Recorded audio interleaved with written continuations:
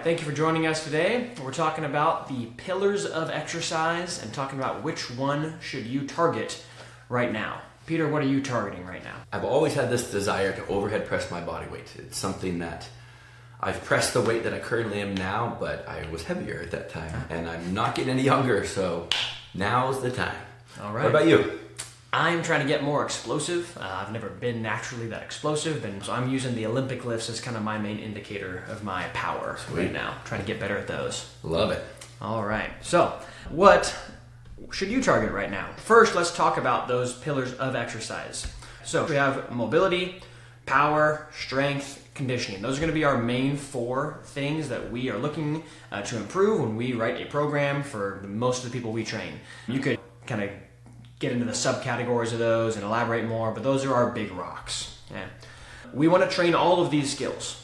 We want to not lose that in the talk today. We want to train all of these skills, but as you progress, it can be hard to make progress in all of these areas at once. So emphasizing one while maintaining the other areas can be a great idea.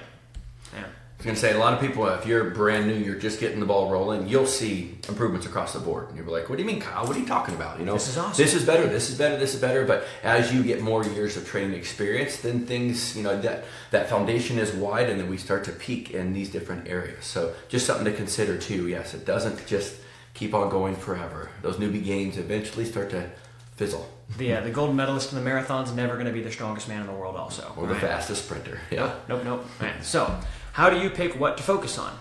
Right. You should ask yourself, hey, what is my current level of fitness in these areas, and what are my goals?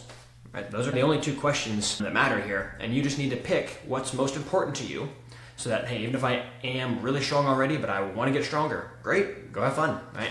Or you could pick the lowest hanging fruit for improvement. If you're trying to be kind of a jack of all trades, just make sure you have no weaknesses, maybe improve your longevity by being good at all these things. Hey, what am I the worst at? I'm going to prioritize that right now. All right.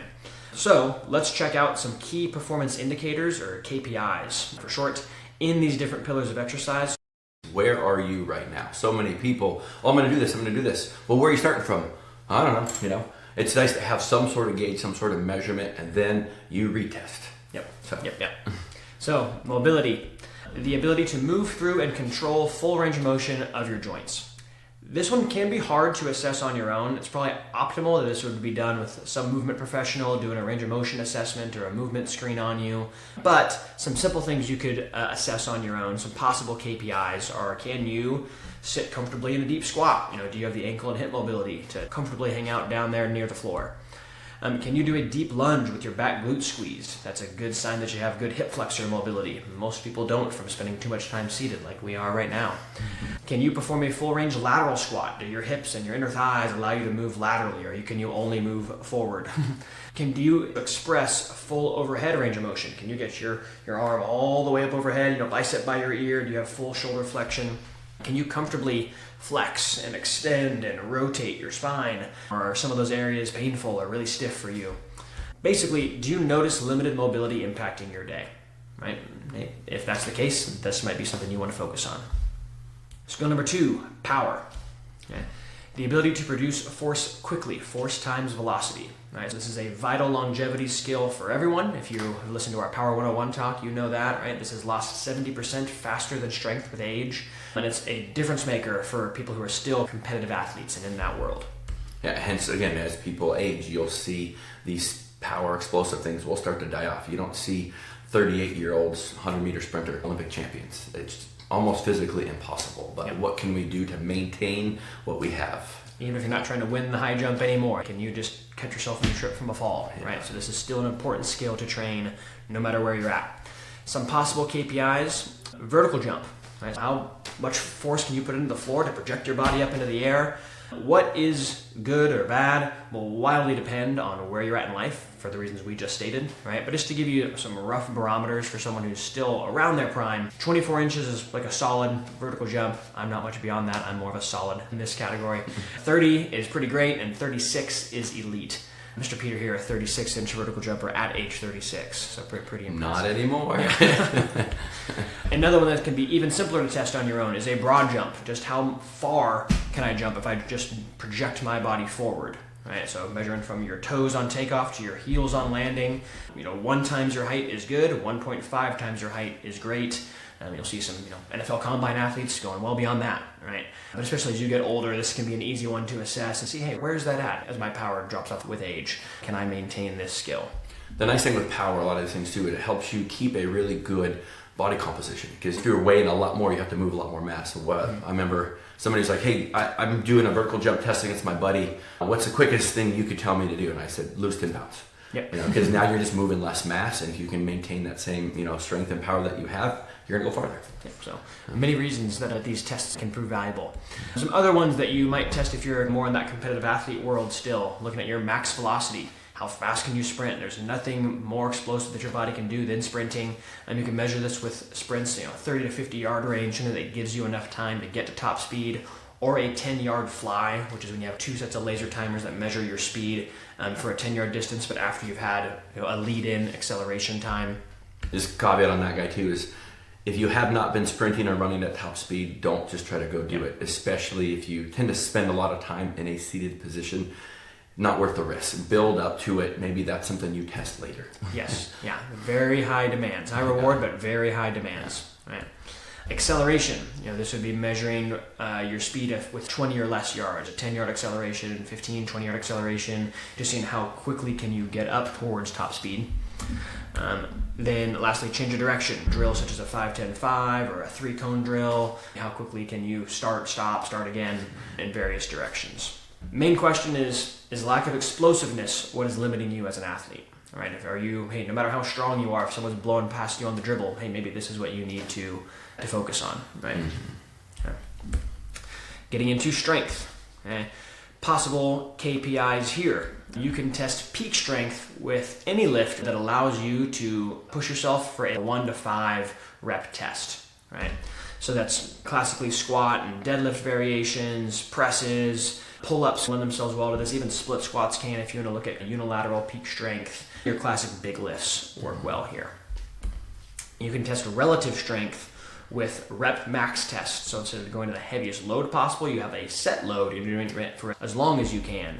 Something that we love to do is a goblet squat test. We're just holding a weight in front of you, a dumbbell, kettlebell. Can you do half your body weight for 25 reps? How many push-ups can you do? How many pull-ups can you do? Some of those classic PE tests, right? Mm-hmm. How much can you carry? Can you hold 2 weights in your hands and just go for a walk? Can you hold your body weight for a minute?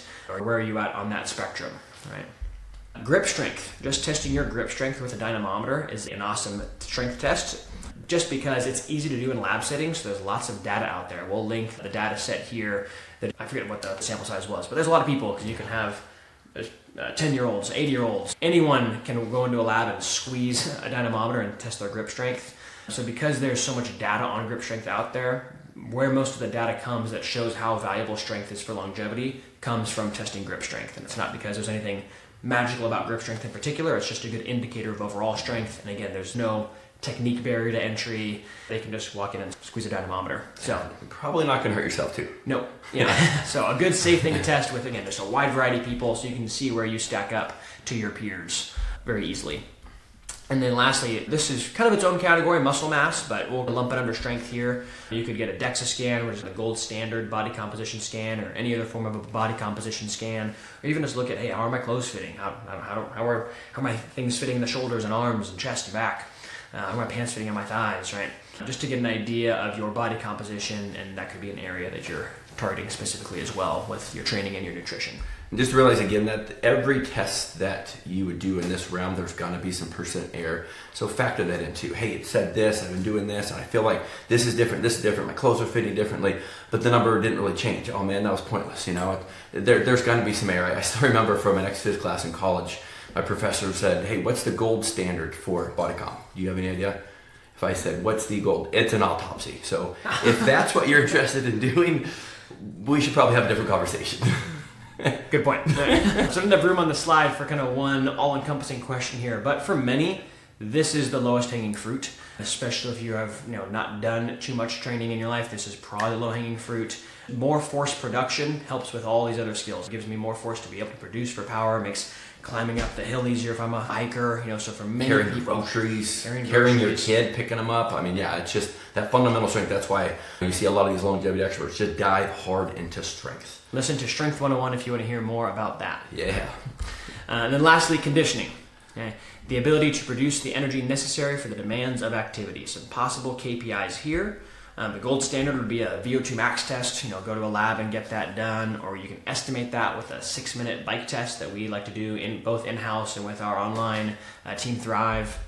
Any repeatable fitness test works as well. You can, hey, what's my timed mile run, or whatever fitness test is relevant to you. That could be your key performance indicator there. Your heart rate recovery test is a test you could do every time you get your heart rate high. Lay down when you're done. How fast can I drop my heart rate? 30 beats a minute's good, 40 is great, and that's something you could, again, assess very frequently to see how your conditioning is improving. And lastly, your resting heart rate. Lower is better. Below 60 is always kind of thrown around as a good goal. As we talked about on Conditioning 101, that doesn't work for everyone. Some people just have naturally higher or lower restings. But just the lower the better. Just compare with yourself. And if you're dropping over time, good things are happening. So, after we kind of talked about all those different KPIs, if you're just listening, what we just pulled up on the screen is a spreadsheet here where we have those pillars on the left: mobility, power, strength, conditioning. In the second column, we have your current level on whatever KPIs you want to choose. So we listed out all the ones we just talked about, but you don't have to do all these tests, right? You can pick 1 or 2 in each area. Okay, this is how I'm doing in my mobility, this is how I'm doing with my power, this is how my strength is doing, this is how my conditioning is doing, right? And then, hey, what's my goal? Where do I want to see those things go? You can put that on the right column. Okay? And then for picking what to improve, again, it's just a matter of, hey, what's most important to you? Or maybe that decision is affected by where is the biggest gap? Where do I have the most room to grow? Maybe I want to emphasize that. And most of us will pick what we're good at. And that's what we love doing. Why? Because we're successful and we like being successful. So put that in thought too. And something I might even do is like, hey Kyle, what do you think I need to get better? Somebody who's seen the things that I tend to choose, things that I tend not to choose, like some of the conditioning stuff. I just really don't like being that uncomfortable. And some of the other stuff I don't mind, but that's probably an easy low-hanging fruit that I could do to help improve my longevity. So use yourself as a resource, be honest with yourself, and then use someone that you trust. Yeah. And however you come to your decision, let's now talk about, hey, what are you going to do? What are you going to change about your routine to emphasize one of these skills, right? So what we just put up on the screen now, again, if you're just listening, is a sample weekly schedule that's pretty typical for many of our in-house clients, many of our online Team Thrive members. Maybe Monday, Wednesday, Friday, for example, they're doing their workouts in the gym. Maybe they're doing a little mobility warm-up each day. They're doing a little power at the end of that warm-up. They're doing a good focused strength training regimen. Maybe one of those days they're doing some high-intensity conditioning at the end. And then, hey, maybe on Saturday they're getting outside and doing a hike or riding their bike or getting some form of lower intensity movement in. So that's the way they're touching all those skills right now. 3 structured routines that hit their mobility, power, strength, getting a little high intensity conditioning, a little low intensity conditioning. Awesome routine. This will work wonders for you. You will be very, very healthy if you consistently do this, right? But now, hey, I want to ramp up one of these areas. How do I do that without just dropping something else off the table entirely? So let's talk about mobility first. To improve mobility, what you might do is, hey, maybe you add in a daily mobility practice, right? So maybe even if I'm not going to the gym, I spend 10 minutes in the morning or 10 minutes in the evening, kind of just moving around, getting into some different shapes, getting into end range, spots that I'm limited, just to give those areas more frequent touch points. This is a great idea, especially if you spend most of your day sedentary. This is an awesome idea to get up and take little movement breaks throughout the day, or again, morning or evening time. Don't expect to see awesome changes to your mobility if you warm up for 10 minutes before your session and then stay sitting for the next 48 hours until you go to the gym again. Right? So true. So then you also might be adding in a longer mobility dedicated session somewhere in your week. Maybe you're doing a yoga class, or if you're in-house and doing kin stretch with us in the gym, or you have some practice that we're actually putting more time towards this, an hour at a time or something like that. Right? Another thing you might do is just emphasize full range of motion patterns with your strength work. So strength work can really reinforce mobility. If I'm doing deep squats, deep lateral squats, hinges for my hamstring mobility, I'm doing deep presses to open up the front of my chest. There's a lot of ways that strength training can be mobility training. So if you do these long, elaborate warm-ups, but then go do half squats, leg press, and a chest press machine and then leave, you might have robbed yourself the opportunity to have your strength training improve this mobility trait even further. kind of like Kyle was emphasizing too, is the main emphasis right here is mobility. So what can I do to help maintain some of these other ones? Why I'm putting more time and effort towards that. Mm-hmm. A lot of people just add, and they don't ever subtract. And then they're like, oh man, that just added 3 hours to my routine. I can't do that. I'm done. Then they just quit. So just keep that in mind. If I'm going to add a little something here, maybe what's something I can pull away from and just put it more in that maintenance mode. Instead of touching it 3 times a week, maybe I do it twice a week. Yeah. So I have that time on Sunday to do that 1 hour yoga or kin stretch or whatever that might be. Yeah, maybe you're doing 2/3 of the normal strength training volume you would normally do. And really, you can still maintain really well doing less volume if the intensity stays high, if that frees up the time you need to expand one of these other skills. So, let's talk about power, right? How can we improve power? We could add more power work within those current sessions, right? So maybe your mobility is incorporating some kind of low intensity power drills that are kind of ramping you up towards your main power work in the day. Maybe you're just doing more sets of the main power drills of the day, whether that's your vertical jump or your sprints or whatever it is you're doing. Maybe you're doing more sets of that, dedicating more time to that. You might play a sport that gives you more exposure to moving quickly. Maybe you're playing some beach volleyball on the weekend or whatever the case may be. Something that gets you jumping, sprinting, changing direction. You might have a dedicated day where you're doing some kind of field work. Doing sprints might be hard for you if you're working out at a commercial gym. So maybe on a Sunday you're doing some acceleration practice, building up to getting into your top speed type work. You're doing some change of direction drills. You also would want to avoid unnecessary soreness from your strength work. So you might decrease your volume there. You might pick patterns that don't have as much of an eccentric component, a lowering of the weight component, just so you're fresher for the power session that's coming up for you. You don't want to be sore for 3 days and then not be able to sprint for 3 days if power is your main focus. So Kyle, you're trying to get more powerful right now. So what is your kind of daily, weekly routine looking like with, like you said, those Olympic lifts and stuff? Yeah. For me, I pick power because it's my low-hanging fruit. So my warm-ups right now are pretty brief, my mobility warm-ups, because I'm pretty mobile. I'm also blessed to coach for a living, so I get to move all the time to demo mobility, so I get to sneak that in throughout the day. I will admit it helps me out there. But again, quick warm-ups in my workouts. I do some various kinds of power depending on the day, whether it's some jumps, some hops, some sprints. I'm doing the Olympic lifts right now, so the clean and jerk and the snatch, so that takes a lot of time. It's pretty technical. Once I'm done with those, my strength work is pretty quick right now. I'm just doing a couple, warm up, do 2 hard sets of a couple different patterns, and I'm done. Given that my goal is just to maintain peak strength, that's enough for me to do that. I'm not looking to throw on a whole bunch of more muscle mass right now, so I don't need to do that much volume of the strength work. So that routine right now is working for me. If the goals change, I'll change it up. But I'm basically mobility and strength are where I'm kind of cutting back time to allow for more power time right now.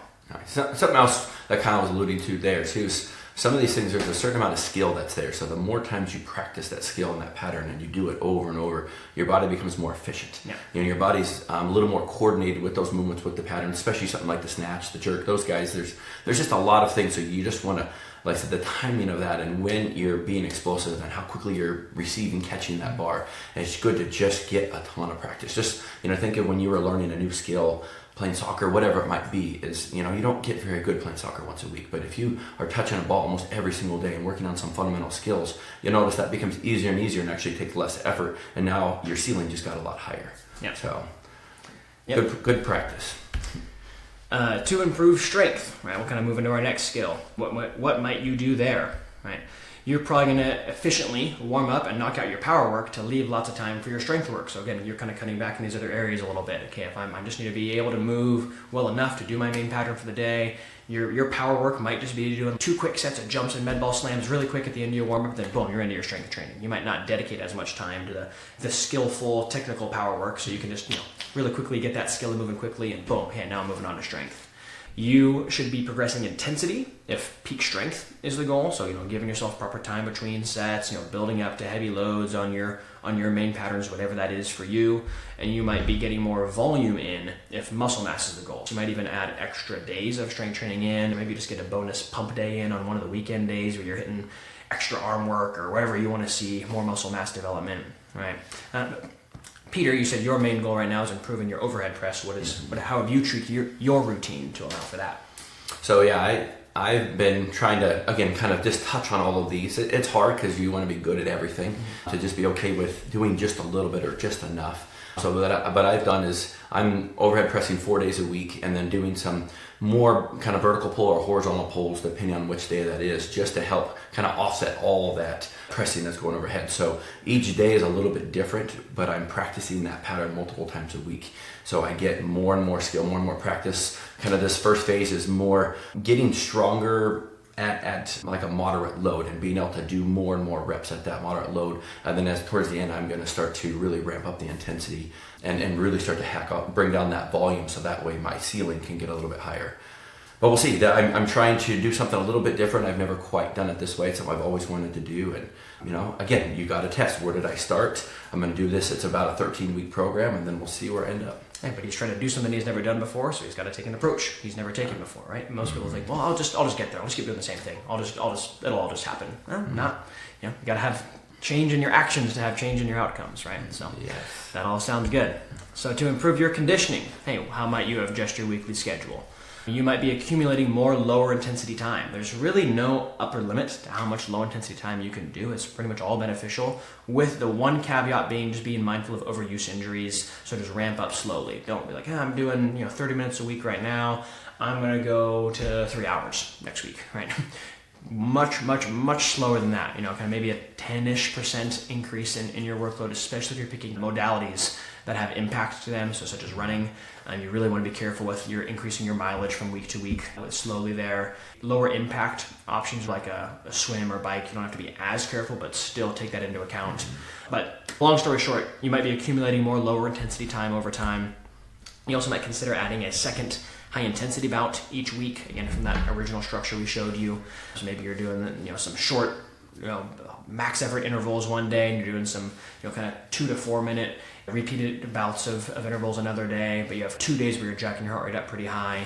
Again, just being mindful of where did I start? Hey, how's it going? Is this getting me better? Be mindful of overtraining here, but just, hey, is the plan working? Test, retest, see what works for you. But long story short, you're going to be adding more conditioning time to your week if your goal is to improve conditioning, both at lower and higher intensities, ideally.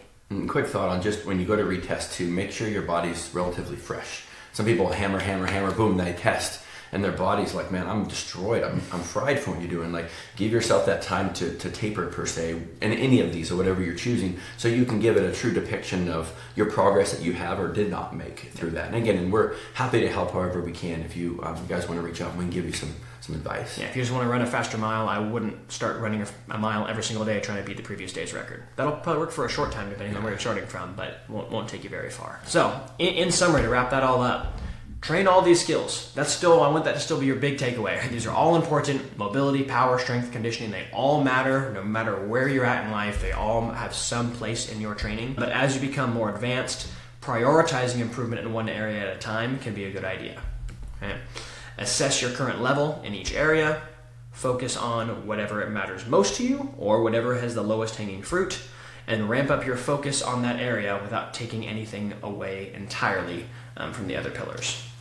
Yes. Again, it's fun when you have a purpose and you have a why, you have something to shoot for. So highly encourage you guys to take this into account, spend some time, figure out where you're at, and then make a plan and enjoy the process. Yeah. I mean, there's so many different ways you could do this. Our slides earlier were just examples. There's a lot of different ways you could do this. Again, like Peter said, feel free to reach out for help. Our main goal today was just, almost make you think, what even do I want? What is important to me, right? It's something that I struggle with sometimes. I also still like to improve all these things at once, right? But just taking some time to say, okay, what is the most important right now? Prioritize that. It's just a really, really valuable time. If you're putting all this time into your training, just take a little time to think about what do you even want out of the training. Yeah, and please share with us what you do. We love to celebrate in those successes and those victories. Yeah, so thanks for giving us your time today. We'll see you soon.